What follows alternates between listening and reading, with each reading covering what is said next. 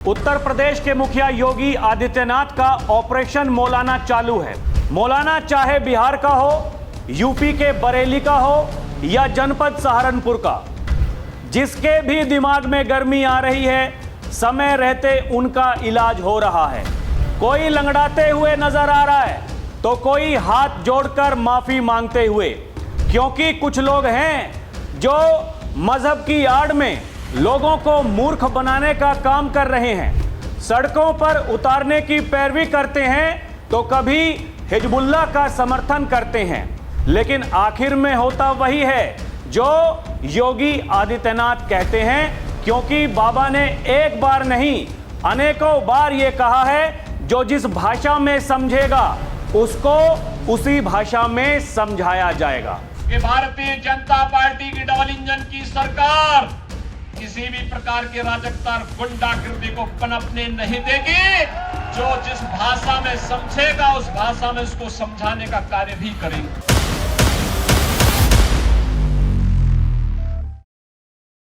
दर्शकों नमस्कार, DNP India में आपका स्वागत है। मैं हूं आपके साथ राहुल चौधरी।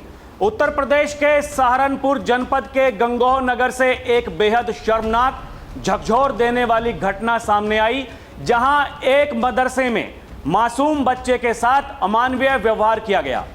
घटना का वीडियो सोशल मीडिया पर तेजी से वायरल हो रहा है, जिससे इलाके में भारी आक्रोश फैल गया है। वायरल वीडियो में देखा जा सकता है जिसमें दो मौलाना दिखाई दे रहे हैं। एक बच्चे के पैर पकड़कर उसे उल्टा लटका देता है, जबकि दूसरा मौलाना छड़ी से लगातार उसकी पिटाई करता है। आरोप है कि बच्चे को करीब 42 बार छड़ी से मारा गया। इस दौरान बच्चा दर्द से चीखता रहा।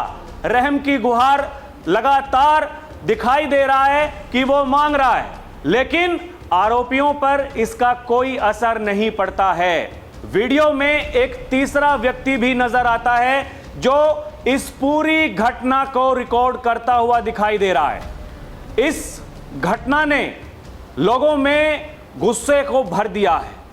लोग आक्रोशित हैं, क्योंकि यह न केवल बच्चे के साथ क्रूरता की गई है, बल्कि उसकी पीड़ा को कैमरे में कैद भी किया गया। स्थानीय लोगों का कहना है यह मामला केवल एक बच्चे तक सीमित नहीं है, बल्कि मदरसों में बच्चों की सुरक्षा और निगरानी से जुड़ा गंभीर मुद्दा है। लोगों ने प्रशासन से दोषियों के खिलाफ सख्त से सख्त कार्रवाई की मांग की है, ताकि भविष्य में इस तरह की घटनाओं की पुनरावृत्ति ना हो। और प्रशासन ने भी तुरंत एक्शन लेते हुए दोनों आरोपियों को गिरफ्तार कर लिया है। अन्य आवश्यक विधिक कार्रवाई भी की जा रही है। पुलिस प्रशासन का कहना है कि किसी को भी छोड़ा नहीं जाएगा। दर्शकों, अगर प्रशासन यह कह रहा है कि किसी को भी बख्शा नहीं जाएगा, तो संदेश एकदम साफ है, सावधान हो जाओ, नहीं तो बाबा का यमराज फिर एक्टिव हो जाता है दर्शकों, और वो अपने हिसाब से कार्रवाई करता है। हमने देखा अभी कुछ दिनों पहले वो जो बिहार का मौलाना था, वो धमकी दे रहा था कि अगर यूपी पुलिस मुझे गिरफ्तार करने के लिए आती है तो आपको सड़कों पर उतरना पड़ेगा। वो ये कह रहा था ये समय केवल सोशल मीडिया पर मैसेज भेजने का नहीं है, आप लोगों को विरोध करना पड़ेगा, सड़कों पर उतरना पड़ेगा। लोग सड़कों पर उतरते हुए दिखाई नहीं दिए दर्शकों। हालांकि एक दो जगहों पर यह देखने में आया कि कुछ लोग उनकी वकालत कर रहे थे। हुआ क्या, जब उत्तर प्रदेश में मौलाना आया तो यहां लंगड़ाते हुए नजर आया और हाथ जोड़कर यह कह रहा था कि मुझसे गलती हो गई, मुझे माफ कर दीजिए, योगी आदित्यनाथ जी मुझे माफ कर दो, और जिन लोगों को ठेस पहुंची है वो भी मुझे माफ कर दें। दर्शकों, मामला अदालत में है। ये अदालत तय करेगी कि मौलाना को माफ करना है कि नहीं करना है। ठीक ऐसा ही कुछ दिनों पहले उत्तर प्रदेश के दर्शकों सहारनपुर से ही एक मौलाना, उसको भी गिरफ्तार किया गया था। क्यों किया गया था? क्योंकि मौलाना हिजबुल्लाह का समर्थन कर रहा था। वो भी ईद वाले दिन भड़काऊ भाषण दे रहा था। ये कह रहा था कि देखिए यहाँ पर मुसलमान खतरे में हैं, हमें अपनी आवाज़ उठानी पड़ेगी, और जब आवाज़ उठाई तो फिर योगी की पुलिस ने धर लिया, क्योंकि आप इस देश में रहते हैं, इसी देश का खाते हैं, आप कैसे हिजबुल्लाह का समर्थन कर सकते हैं? गाजा के आतंकियों के लिए कैसे आप कैंडल मार्च निकाल सकते हैं? दर्शकों, उस समय खबरों में यह आया कि जब पाकिस्तान के इस्लामाबाद में बम धमाका हुआ, उसमें जो लोग चले गए ऊपर, तो उनके शौक में मौलाना वहां पता चला कि पुलिस प्रशासन के पास में गया कि मुझे शोक यात्रा निकालनी है, जुलूस निकालना है। तो प्रशासन को यह शक हुआ कि भाई वहां गए हैं ऊपर पाकिस्तान वाले, यहां वाला मौलाना उसको क्या हो गया, वो किस बात का शौक प्रकट करना है, जुलूस निकालना है।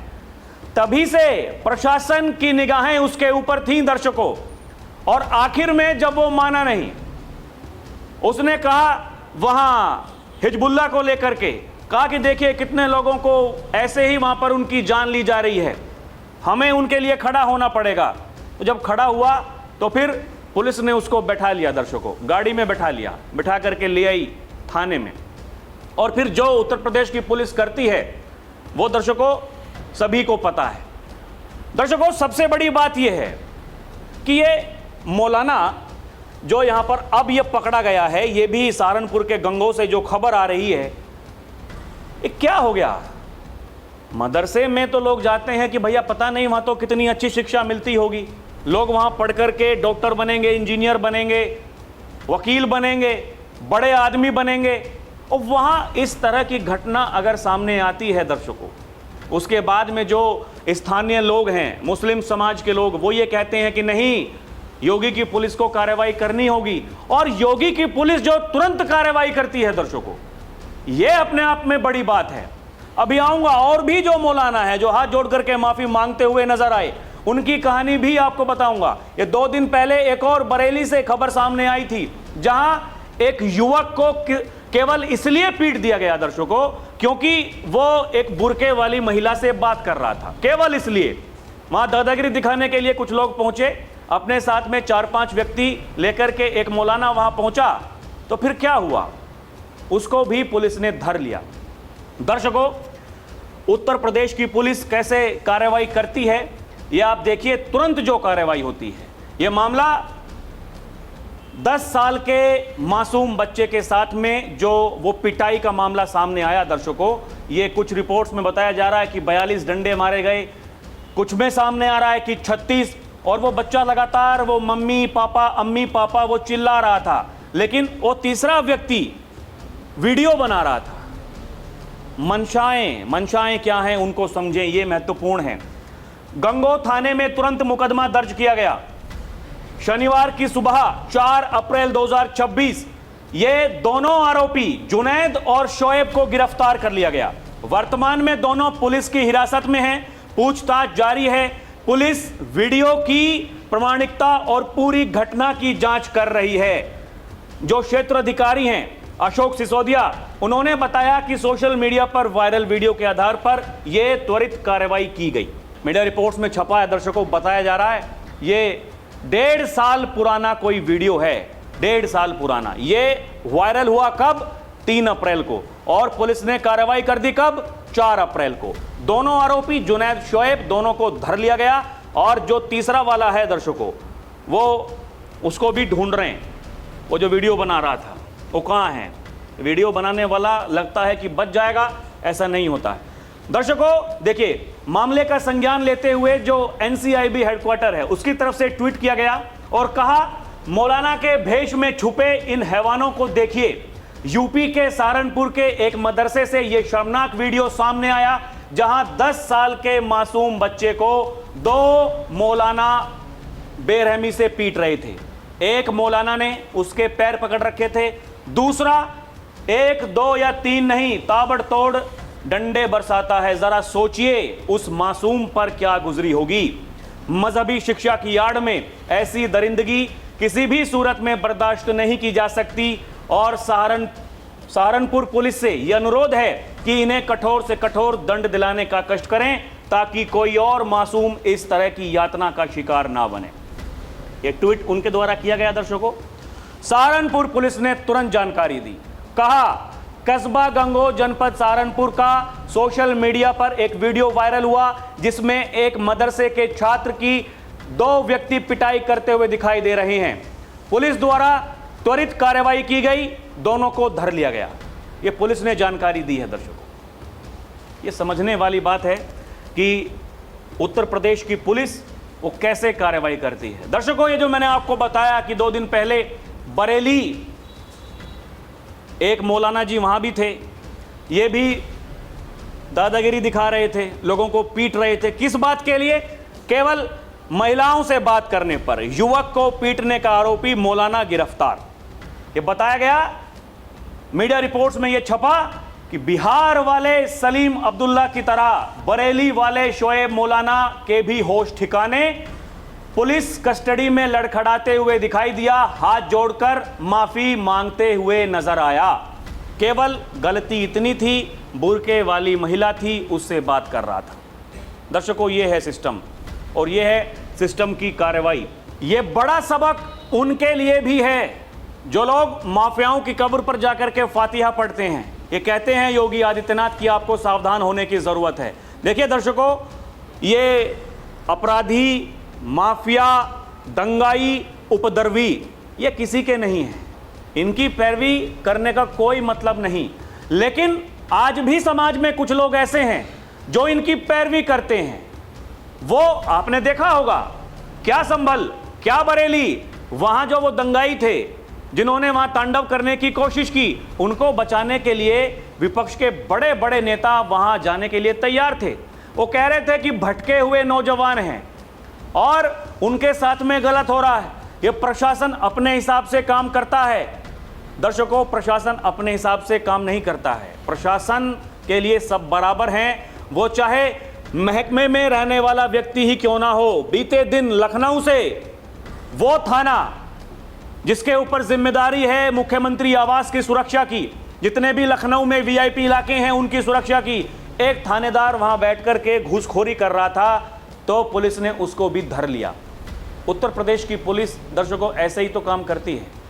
अभी एक और बड़ी घटना सामने आई लखनऊ से। दर्शकों, वो 4 बदमाशों को पकड़ा गया। वो बदमाश जो आतंकी बनने वाले थे, पाकिस्तान के इशारे पर काम कर रहे थे, उनको भी पकड़ लिया। लेकिन दर्शकों, विडंबना इस बात की है, जब ऐसी कार्रवाई होती है, वो जो लव जिहादी हैं, धर्मांतरण करवाते हैं, गैर कानूनी काम करते हैं, जब उनको पकड़ा जाता है तो इस पर हमारे बड़े बड़े नेताजी वो कुछ नहीं बोलते, वो शांत रहते हैं, वो खामोश रहते हैं। आप उनके सोशल मीडिया पर जाइए दर्शकों, वो पता नहीं 2.5 3 पेज के लंबे लंबे ट्वीट वो लिखेंगे, लेकिन ऐसे लोगों पर शांत रहेंगे, खामोश रहेंगे। लोग यही तो आरोप लगाते हैं, लोग तो यही कह रहे हैं कि वो अखिलेश यादव जी, उनकी पत्नी के बारे में एक मौलाना ने ऐसे शब्दों का इस्तेमाल किया दर्शकों कि हम नहीं कर सकते, लेकिन अखिलेश जी उस पर भी शांत रहे। अखिलेश जी पीडीए की बात करते हैं। अखिलेश जी के पीडीए में वो जो ए है वो बदलता रहता है दर्शकों। हालांकि सबको पता है कि एक तो जो अल्पसंख्यक है वो एकदम फिक्स्ड है, लेकिन ये जो मामला सामने आया ये तो उन्हीं ए का है दर्शकों। उस पर भी अखिलेश यादव जी कुछ बोलने को तैयार नहीं, उनकी पार्टी के नेता कुछ बोलने को तैयार नहीं, कोई नहीं बोलेगा, आप देखना। हालांकि ऐसे मुद्दों पर टीवी डिबेट्स नहीं होते हैं दर्शकों, क्योंकि ये लोग समझते हैं कि बहुत छोटी सी खबर है, साधारण सी खबर है, अरे क्या ही होगा, क्या कर लेंगे, क्या हो जाएगा, कुछ नहीं होता है।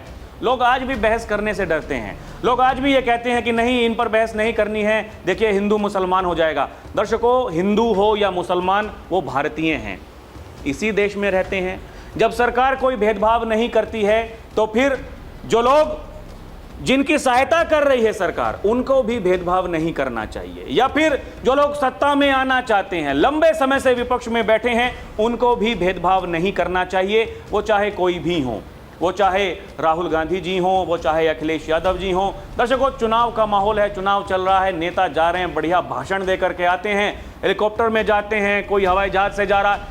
देखिए, जिंदगी में जिसकी मौज लिखी होगी वो मौज लेगा दर्शकों, ये होता ही है। ये तय करना है देश की जनता जनार्दन को कि किसको मौज में रखना है और किन लोगों को नहीं रखना है। देखिए दर्शकों, ऐसे लोग जो इस तरह की घटना को अंजाम देते हैं। ये एक कुत्सित कार्य है, ये नहीं होना चाहिए बिल्कुल। वो चाहे किसी भी मजहब का हो, दर्शकों कोई भी हो, बड़ी बड़ी खबरें ऐसी सामने आती हैं, लोग छद्म रूप से पाखंड का सहारा लेकर के बड़ा आदमी बनने के लिए ऐसे ऐसे काम करते हैं। दर्शकों क्या मंशा रही होंगी, छोटा सा बच्चा, आप देखिए ना ये कैसे कैसे काम हो रहे हैं जो सामने आ रहा है। दर्शकों ये पहले इस तरह की घटनाएं ये सामने नहीं आती थीं। क्यों नहीं आती थीं? उसके पीछे बहुतेरे कारण हो सकते हैं। बातों को दबा दिया जाता था, या फिर जो प्रशासन है वो कार्रवाई नहीं करता था। लेकिन आज देखिए सोशल मीडिया का ज़माना है। वही मैंने आपको दिखाया कि जैसे ही जो एनसीआईबी हेडक्वार्टर है दर्शकों, उनकी तरफ से ट्वीट किया गया तो तुरंत उस पर रिप्लाई किया सहारनपुर पुलिस ने, कहा कि धर लिया, आप चिंता मत करिए, भविष्य में कोई भी होगा इस तरह का कुत्सित प्रयास करेगा उसको भी धर लिया जाएगा। पहले लोग तमाशा देखते थे, क्या होगा क्या नहीं होगा, एक डर का माहौल था, डरते थे अपनी बात सामने लेकर के आए कि नहीं आए। आज ऐसा नहीं हो रहा है दर्शकों। बताया जा रहा है कि 1.5 साल पुराना ये वीडियो दर्शकों, और अब जाकर के किसी में हिम्मत आई होगी, किसी को ऐसा लगा होगा कि नहीं भाई साहब ये लोग तो ऐसा ही करते रहेंगे। सामने जब आया तो फिर उस पर कार्रवाई भी हुई।